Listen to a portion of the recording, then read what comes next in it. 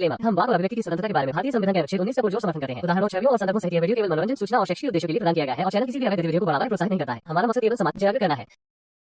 जय हिंद दोस्तों, अभी कुछ दिनों पहले पाकिस्तान में एक मुस्लिम बंदे को ब्लास्फेमी के नाम पर मार मार कर हलाक कर दिया गया। फिर उसके मुर्दा जिस्म को सरेआम पेट्रोल डालकर आग लगा दी गई। वैसे पाकिस्तान में इस तरह की घटना आए दिन घटती ही रहती हैं, पर ज्यादातर ऐसी घटनाओं को आमतौर पर बाहर नहीं आने दिया जाता, थाने में रिपोर्ट तक नहीं लिखी जाती।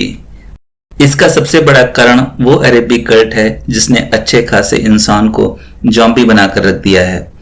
पाकिस्तान की पूरी सियासत इन जॉम्बियों से डरती है और देखा जाए तो उनका समर्थन भी करती है। इसीलिए इस तरह की घटनाएं आए दिन देखने और सुनने को मिलती रहती हैं। जब से सोशल मीडिया मिला है तब से ये घटनाएं कुछ सामने निकल कर आती हैं, वरना इन घटनाओं का जिक्र भी कभी नहीं होता था। ब्लास्फेमी के नाम पर हुई इस वारदात को लेकर इंजीनियर मिर्जा ने कुछ बयान दिए हैं। आपको बताते चलें, इंजीनियर मिर्जा पाकिस्तान के एक नामी गिरामी शख्सियत हैं और भारत में भी बहुत से लोग इनको जानते और पहचानते हैं। तो आइए देखते हैं इंजीनियर मिर्जा ने इस वारदात को लेकर क्या कहा। यूट्यूब की गाइडलाइन और कॉपीराइट को ध्यान में रखते हुए वॉइस चेंजर का यूज किया गया है, जिसे आप नजरअंदाज कर सकते हैं। सियालकोट से एक शख्स जिसकी उम्र ऑलमोस्ट कोई 35-36 साल थी, वो ईद की छुट्टियां गुजारने के लिए सवात गए हुए थे और वहां एक होटल में रहाइश के दौरान उनके बारे में रिपोर्ट किया गया कि उन्होंने कुरान हकीम के सफात को आग लगाई है। हालांकि इसका कोई सबूत नहीं मिला और वैसे भी ये अकल से मावरा चीज है कि एक शख्स ईद की छुट्टियां गुजारने गया है तो वहां पे जाके कुरान को उसने जलाना है या कोई बेहुरमती वाला मामला करना है। वो बेचारा अपनी जिंदगी में जो कोई गम थे उनको गलत करने के लिए वहां पहुंचा हुआ था। अब जो बाद में बात खुल के सामने आ रही है वो ये है कि उस होटल के अंदर जो वेटर था उसने कोई उसकी चीज वगैरह चोरी की और उसके बाद मालिक को भी पता चल गया या मालिक के साथ कोई किराए का इख्तलाफ हुआ। तो पाकिस्तान में तो सबसे आसान जरिया है कि आपने अगर किसी से अपनी दुश्मनी निभानी है तो उस पर तौहीन मजहब का इल्जाम लगा दिया जाए। तो बेसिकली पीछे रीजन ये थी और उन्होंने कुरान हकीम के जो सफात थे जले पे पता नहीं खुद आग लगाई या किसी से लगवाई या वो थे भी कि नहीं, इस तरह की कोई चीज रिपोर्ट नहीं हुई। इसलिए वो बंदा कॉन्फिडेंट था कि मेरे साथ कोई इस किस्म का सलूक नहीं करेंगे।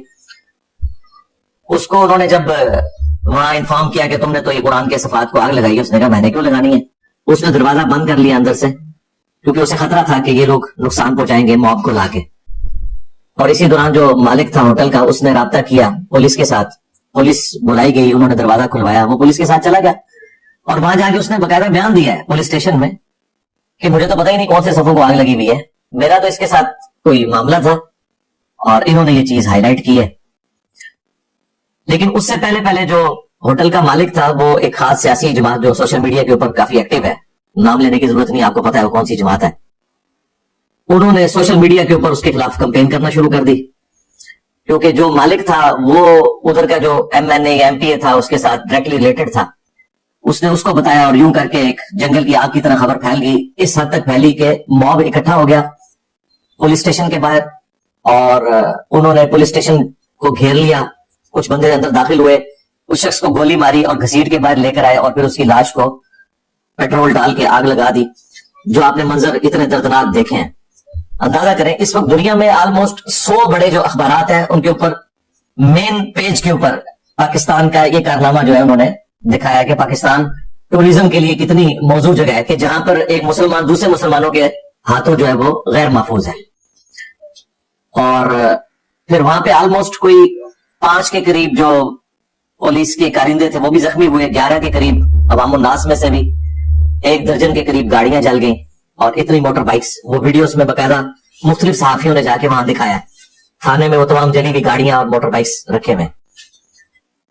सबसे पहले तो ये रियासत का फेलियर है, पुलिस की बेवकूफी है ये काम करना कि आप जहां से ऐसे बंदे को रिट्रीव कर रहे हैं जिसके ऊपर तौहीन मजहब का इल्जाम है और उसे वहीं एक थाने में जाके रख रहे हैं, तो ये बड़ी इजी अप्रोच है वहां पे दूसरे लोगों का पहुंचना। इस किस्म की जब भी कोई खुदा न खास्ता एक्टिविटी हो तो उस पूरे इलाके से ही उस बंदे को गायब कर देना चाहिए। آپ اعلانیہ ایک ایسے تھانے میں لے جائیں گے جس سے سب لوگ واقف ہیں تو ظاہر ہے کہ پھر موب تو گھس جائے گا, اور جب موب گھسے گا تو ایک تھانے میں زیادہ سے زیادہ کتنے پولیس کے نوجوان موجود ہوتے ہیں کہ وہ اتنے بڑے مجمع کو روک سکیں. جب سینکڑوں کی تعداد میں مجمع انٹر ہو جائے تو 8-10 لوگ زیادہ سے زیادہ کیا کر سکتے ہیں, انہیں تو اپنی جان کے لالے پڑ جاتے ہیں. تو یہ بیوقوفی میں سمجھتا ہوں پولیس کی بھی ہے کہ انہوں نے وہیں سے ہوٹل سے بندہ اٹھا کے ادھر اپنے ہی تھانے میں رکھا. ان کو چاہیے تھا کسی دور تھانے میں لے جاتے جہاں پہ یہ موب پہنچ نہ سکتا, انڈکلیئرڈ کوئی جگہ ہوتی. یہ پہلی بیوقوفی ان سے ہوئی ہے. اور اس کے بعد پھر ایک چین ہے بیوقوفیوں کی, اور الٹیمیٹ اس کا انجام جو ہے وہ اس شخص کی دردناک موت ہے جس کے بارے میں کوئی پتہ نہیں کہ اس نے کون سی گستاخی کی ہے, اور اس نے توہین مذہب کا جو الزام ہے اپنے سینے پہ لیا اور دنیا سے چلا گیا والعیاذ باللہ تعالی. اس کی وفات کے بعد بلکہ شہادت کہنا چاہیے, ظاہر ظلموں سے شہید کیا گیا. اس کی والدہ کا بھی بیان آیا کہ ہم اہل سنت سے تعلق رکھتے ہیں, یعنی وہ یہ بتانا چاہ رہے تھے کہ ہم قادیانی نہیں ہیں, ہم اہل سنت ہیں. اور جب یہ عورتیں اہل سنت بول رہی ہو تو یہ اس سے مراد بریلوی فرقہ ہی ہوتا ہے. اور پلس انہوں نے کہا کہ ہم نے اس بچے کو آگ کر دیا تھا, اس کی کوئی گھریلو زندگی اتنی اچھی نہیں تھی, ڈپریشن کا مریض تھا, کچھ عرصہ یہ ملیشیا میں بھی رہا تھا اور اس کے بعد پاکستان آیا, اس کی سپریشن بھی ہو چکی ہوئی تھی. تو اس سے تو یہ لگتا ہے کہ خدا نہ خواستہ اگر کوئی ایسا معاملہ اس نے بھی کیا تب بھی اس کے اوپر کوئی شرعی حکم نہیں لگتا. جو بندہ ذہنی مریض ہو اس کی تو کنڈیشن ہی درست نہیں, اگر یہ ثابت بھی ہو جائے. ویسے تو ثابت ہی کوئی نہیں ہے, لیکن اس عوام کی ایجوکیشن کا یہ لیول ہے کہ انہیں تو ہم صحیح بخاری سے اگر حدیث بتائیں کہ سیدنا عثمان نے بھی رضی اللہ تعالیٰ عنہ قرآن حکیم کو بے حرمتی سے بچانے کے لیے جب ڈسپوز آف کیا تو قرآن کے نسخوں کو آگ ہی لگائی تھی. آگ لگانے سے بہتر کوئی طریقہ نہیں ہے قرآن نسخوں کو ڈسپوز آف کرنے کا, کیونکہ اگر آپ قرآن حکیم کے پرانے نسخوں کو زمین میں دفنا دیں, چانس رہتا ہے کہ کبھی کوئی زمین کی وہاں پہ کھدائی ہو تو وہ صفحے جو ہے وہ آدھی شہید حالت میں اور آدھے ڈسپوز آف ہوئے بھی وہ آپ کو وہاں سے مل جائیں گے. اسی طریقے سے دریا میں بھی جب ڈالا جاتا ہے, اکثر دریا کے کنارے اس قسم کے صفحات آ جاتے ہیں جب پانی نیچے اترتا ہے. ہمارے جہلم شہر میں تو اس قسم کے بہت واقعات رپورٹ ہوئے ہیں. یہاں سے واکنگ ڈسٹینس کے اوپر دریا جہلم ہے. جب پانی کم ہوتا ہے تو جن لوگوں نے قرآن حکیم کے پرانے نسخے دریا میں بھائے ہوتے ہیں تو وہ کنارے کے اوپر آ جاتے ہیں. اس کا طریقہ یہ ہے کہ اگر آپ نے ڈیم میں یا دریا میں بہانے ہیں اس قسم کے نسخے تو انہیں ایک مضبوط بوری میں بند کر کے اس میں ایک بڑا پتھر ڈال کے ایک کشتی کرائے پہ لے کے اور جہاں پہ پانی ہے وہاں پہ جا کے اسے آرام سے چھوڑا جائے تاکہ وہ کندھے میں جا کے بیٹھ جائے.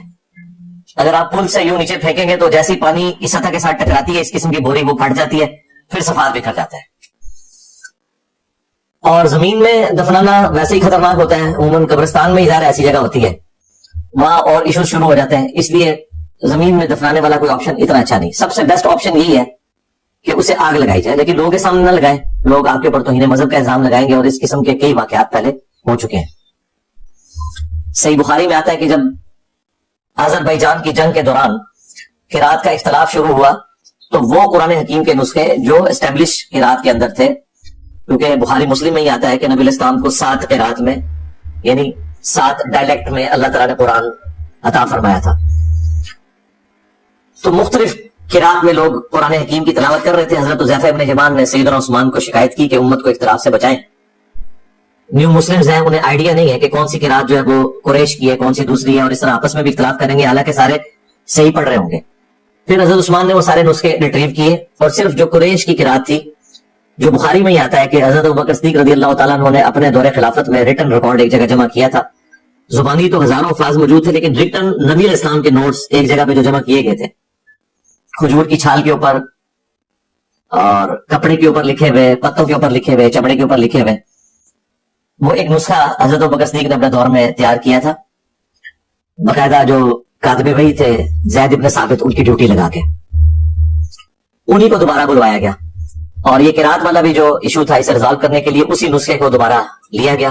وہ حضرت ابوبکر کی وفات کے بعد حضرت عمر کے پاس آیا, ان کی شہادت کے بعد ان کی بیٹی سیدہ حفصہ ام المومنین کے پاس تھا. وہ نسخہ حضرت عثمان نے منگوایا, اس کے ساتھ میچ کر کے تو کئی ایک نسخے تیار کیے قریش کی قرات کے اندر, جو نبی اسلام کی اپنی قرات تھی اس ڈائلیکٹ کے اندر. اور جو پرانے نسخے تھے دوسرے جو اسٹیبلش تھے وہ بھی غلط نہیں تھے, उन्हें रिट्रीव करके आग लगा दी। कोई बेहुरमती नहीं हुई। उस जमाने में कुरान हकीम को आग लगाना कोई गुनाह नहीं तस्वुर किया जाता था।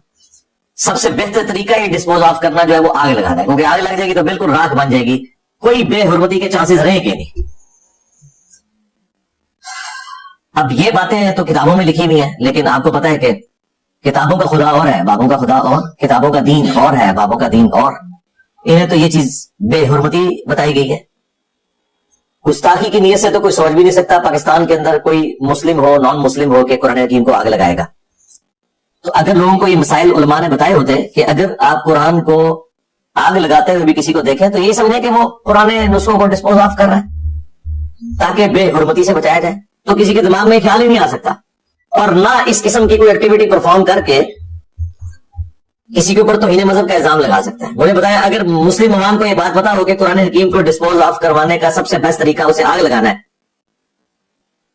तो अगर आपके सामने भी कोई आग लगा रहा होगा, आप किसी मुसलमान के बारे में बदगुमानी नहीं करेंगे कि ये कुरान हकीम की तौहीन कर रहा है। नेचुरल चीज है। और अगर खुदा न खास्ता तौहीन हुई भी तब भी कानून कोई हाथ में नहीं लेगा, क्योंकि हमें तो नहीं पता ये तौहीन कर रहा है या डिस्पोज ऑफ कर रहा है। हम यही एज्यूम करेंगे कि डिस्पोज ऑफ कर रहा है, और अगर तौहीन वाला कोई एलिमेंट हुआ तो उसकी बाद में तहकीक हो सकती है। यह नहीं है कि खुद ही कानून को अपने हाथ में लेकर खुद ही जज बन के खुद ही उसका मुकदमा चला के उसे मुंतकी इंजाम तक पहुंचा दिया जाए।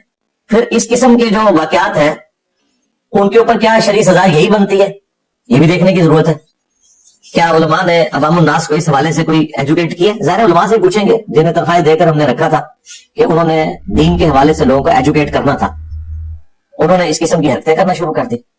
दूसरा जो पॉइंट इसमें वो ये है कि अगर कोई शख्स, जिस तरह की रिपोर्ट किया जा रहा है कि वो डिप्रेशन का मरीज था, मुमकिन है कि किसी शख्स की ज़हनी हालत ऐसी ना हो उसके ऊपर वैसे ही शरीफ फतवा नहीं लगेगा। सही बुखारी के अंदर तालीकन ये मौजूद है और जामिया तिरमिज़ी में पूरी सनद के साथ कि सैयदना उमर ने अपने दौर में जब एक मजनून पागल शख्स के ऊपर किसी गुनाह के अगेंस्ट हाथ जारी करने का इरादा किया तो सैयदना अली ने उन्हें मशवरा दिया कि ए अमीरुल मोमिनीन, अल्लाह ताला ने 3 लोगों से करम को उठा लिया है। एक मजनून पागल शख्स, जब तक कि वो दुरुस्त ना हो जाए, उसकी अकल ठिकाने ना आ जाए। दूसरा सोया हुआ शख्स, जब तक कि बेदार ना हो जाए। और तीसरा नाबालिग बच्चा, जब तक कि बालिग ना हो जाए। और ये हजरत अली का जो कौल इमाम बुखारी लेके आए, ये पूरी सनद से हजरत अली ने खुद रसूलुल्लाह से भी रवायत किया है सल्लल्लाहु अलैहि वसल्लम जामिया तिरमिज़ी के अंदर। तो ये हदीस इस बात का सबूत है कि अगर किसी शख्स की ज़हनी हालत दुरुस्त नहीं है और उससे कोई भी इस किस्म की एक्टिविटी परफॉर्म होती है, उसके ऊपर कोई शरई गिरफ्त नहीं होगी। अब मुझे बताएं, इस चीज को इंश्योर कौन करेगा? क्या अवामुन नास बताएगी कि ये बंदा ज़हनी मरीज है या कि नहीं? तो देखा दोस्तों, यही है असली इस्लाम। आपने अभी तक हमारे चैनल को सब्सक्राइब नहीं किया है तो प्लीज कर लें, साथ में बेल बटन भी दबा दें जिससे हमारी आने वाली वीडियो लगातार आप तक पहुंचती रहे। हम आगे भी इसी तरह इस्लाम को एक्सपोज करते रहेंगे।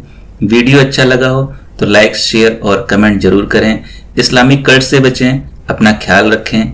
जय हिंद, वंदे मातरम।